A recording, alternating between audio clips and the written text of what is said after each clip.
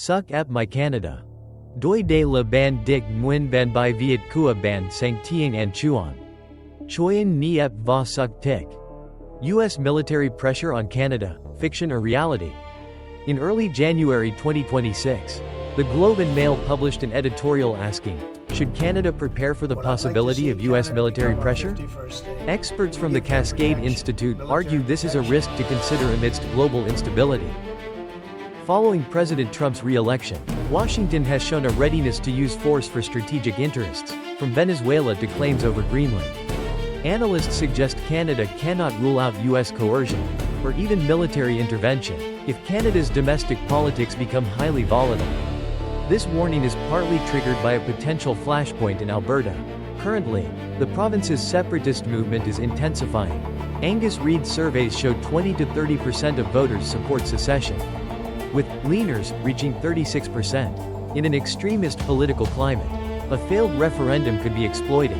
If separatists receive support from U.S. far-right groups and Trump labels the results fraudulent, the scenario of U.S. pressure to protect Albertans is no longer fiction.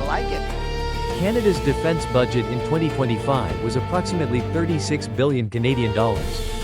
Compared to over 800 billion United States dollars, and the U.S. Canada has 68,000 active troops, while the U.S. has over 1.3 million. This disparity makes any direct confrontation unrealistic. What should Canada do?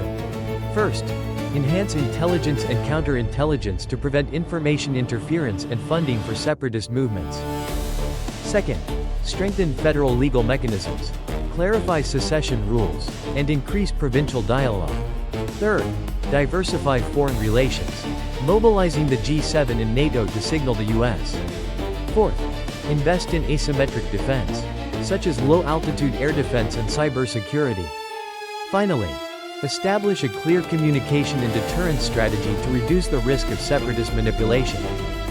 Preparing for a worst-case scenario does not mean seeking confrontation, but building political deterrence, institutional resilience, and diplomatic power.